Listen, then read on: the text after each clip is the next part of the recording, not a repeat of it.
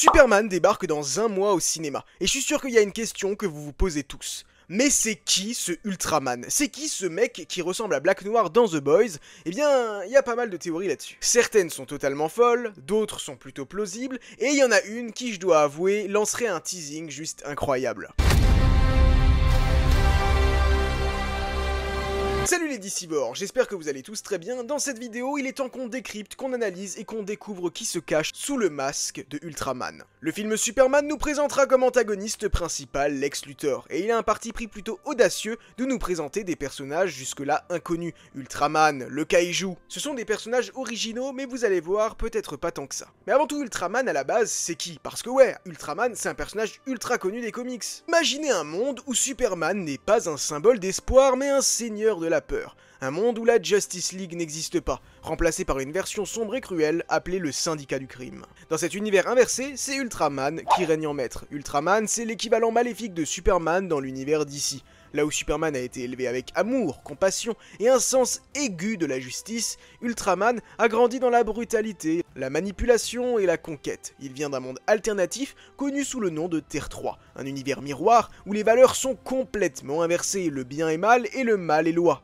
Sur cette terre, l'homme qui serait devenu Clark Kent porte un autre nom, Kal 2, et parfois même Clark Kent, mais sans l'âme noble du Superman que nous connaissons.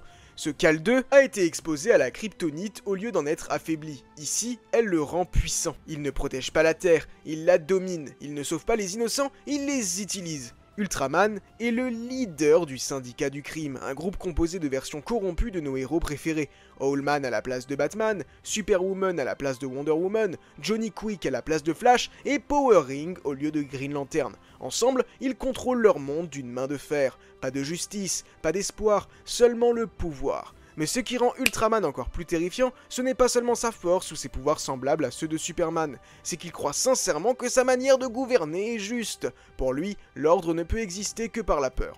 Et dans un monde où la faiblesse est méprisée, il s'est imposé comme le seul dieu possible. Au fil des années, Ultraman a franchi les barrières entre les dimensions pour affronter la Justice League dans notre univers. Il est souvent l'antagoniste central des grandes crises multiverselles. Parfois, il cherche à conquérir notre Terre, d'autres fois c'est juste une guerre idéologique entre deux visions du monde. La sienne est brutale, impitoyable et totalitaire, et celle de Superman est fondée sur l'espoir, la compassion et la possibilité d'un avenir meilleur. Mais bon, vous voyez un petit peu le design du Ultraman qu'on a dans le film, qui comme dit ressemble fortement à Black Noir dans The Boys, et le design du Ultraman des comics qui lui vient d'une autre planète. Ils n'ont de semblable visiblement que leur pouvoir et le nom Ultraman. Encore une fois, une petite dose de contexte. Et là, attention parce que cette vidéo risque de vous spoiler. Si vous ne voulez rien savoir sur le film Superman, je vous invite à partir, ça va spoiler fort. Un autre antagoniste nous est présenté, le marteau de Boravia. Et nous avons déjà eu la confirmation que sous le marteau de Boravia se cache en réalité le personnage de Ultraman. C'est pourquoi il est dit dans la préquelle novel qui est sortie récemment sur le film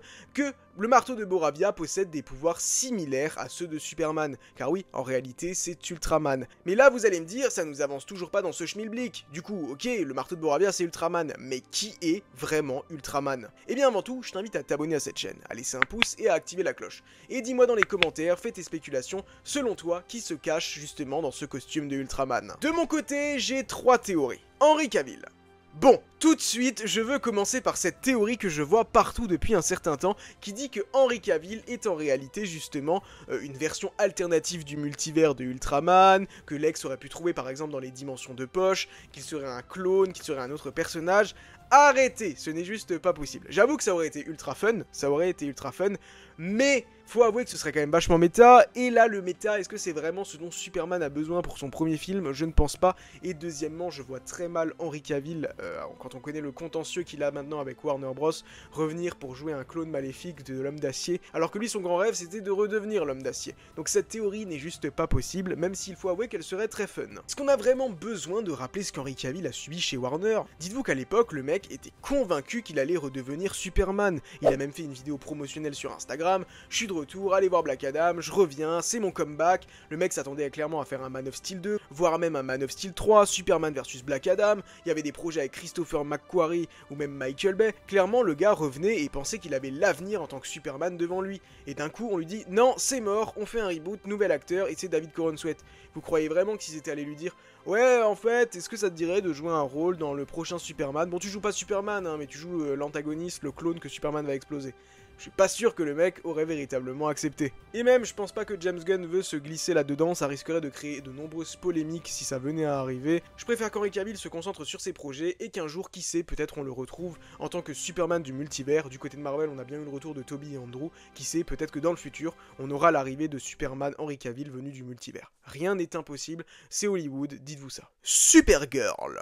La deuxième théorie concerne le personnage de Supergirl. Vous le savez, Millie Alcock a été choisie pour jouer Supergirl dans le DCU de James Gunn. Elle a même déjà fini le tournage de son premier film, Supergirl Woman of Tomorrow, qui débarquera dans les salles en juin 2026. Il est le deuxième film du DCU, mais on le sait, Kara Zor-El fera déjà une apparition brève dans le film Superman de James Gunn. En tout cas, ça nous est vendu comme une apparition brève. Et si, en réalité, c'était elle qui se cachait dans le costume de Ultraman, dans l'armure du marteau de Boravia? C'est une théorie que j'ai vu tourner à de nombreuses reprises au moment où la deuxième bande-annonce est sortie. En effet, en gros, cette théorie disait que Lex Luthor avait retrouvé justement le vaisseau qui s'était écrasé de Kara, et que c'était pas Clark qui l'avait retrouvé, mais que du coup Clark, à ce moment-là, n'est même pas au courant que Kara, justement, est sa cousine. C'est vrai que ça aurait pu ouvrir quelque chose de très intéressant. Notez que Superman à la base s'appelait Legacy, on parle clairement justement de l'héritage kryptonien, de justement que Superman qui doit réussir à bien faire entre son héritage kryptonien et son héritage terrestre. Donc ouais, clairement, ça aurait pu être extrêmement intéressant de mettre Supergirl dans le marteau de Boravia en tant qu'Ultraman.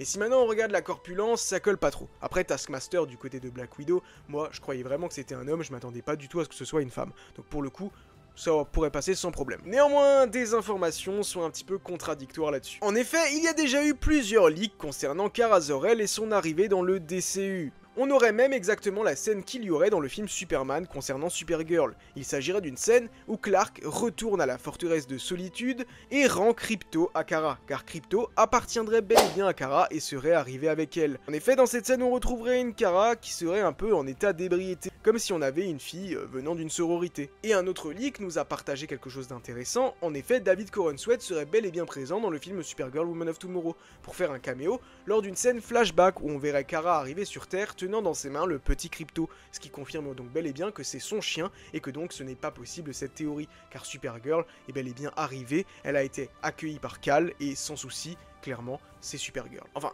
c'est Supergirl, en tout cas, elle va le devenir dans Woman of Tomorrow si elle ne l'est pas déjà maintenant. Bizarro.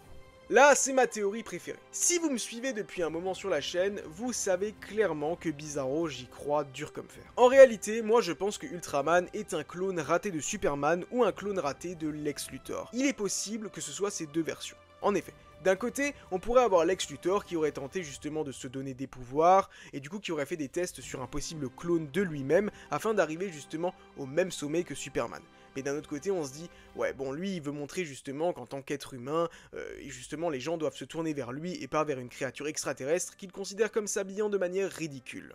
Donc c'est pour ça que cette théorie, j'ai un peu de mal, mais il a bel et bien créé Connor, plus tard Superboy, en mélangeant l'ADN de Superman et son propre ADN, l'ADN de Lex Luthor. Donc il se peut très bien que ce Bizarro soit un clone raté de Lex Luthor. L'autre idée serait tout simplement que ce soit le Bizarro classique, c'est-à-dire un clone raté de Superman. On lui donnerait un visage un petit peu déformé, histoire de ne pas devoir faire appel à David Corenswet à chaque fois qu'on veut utiliser Bizarro, et ça permettrait d'introduire du lore de Superman, et surtout de déclencher une toute nouvelle histoire après ce film. Il y a déjà eu des échos qui disaient que le personnage de Ultraman allait être assez important possiblement à l'avenir. Et bien justement, s'il s'agissait de Bizarro, ça pourrait ouvrir un run de comics très apprécié par les fans ces dernières années, et dont James Gunn a fait l'éloge à plusieurs reprises, le run Red Hood et les Outlaws. Il y a des héros qui respectent les règles, il y en a d'autres qui les brûlent. Et puis il y a Red Hood et les Outlaws, un groupe à part. Un trio de marginaux, de parias, de guerriers blessés par la vie mais pas encore brisés. Des personnages trop dangereux pour la Justice League, et pourtant trop nobles pour sombrer complètement du côté des criminels.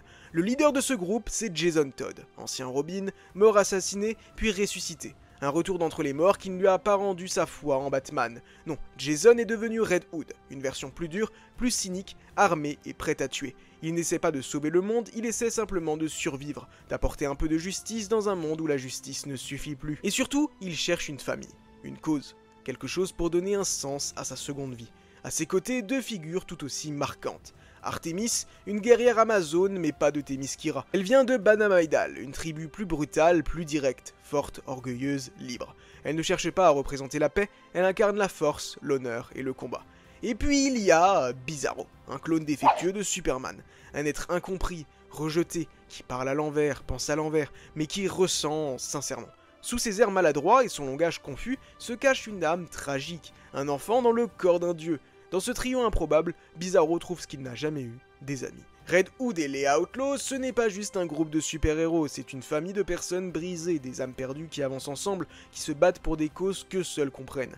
Ils ne cherchent pas l'approbation du monde, ils ne veulent pas les honneurs ni les médailles. Ils se battent pour ce que les autres héros oublient, pour les criminels reformés, pour les monstres mal aimés, pour les causes trop sales pour la Ligue des Justiciers. Ils sont rejetés, craints, parfois haïs, mais ils sont ensemble. Et dans un monde qui les a tous trahis, c'est déjà énorme. Je verrais parfaitement ce clone de Superman Bizarro se cacher justement dans le costume de Ultraman. Il pourrait même à un moment donné porter une version Bizarro du costume de Superman. Ça a même été déjà laissé sous-entendre dans un BTS où on voit la cape inversée. Alors il se peut juste que ce soit dans un miroir ou un plan inversé pour nous induire en erreur, tout est possible, mais je pense qu'à un moment donné il portera le costume véridiquement de Bizarro.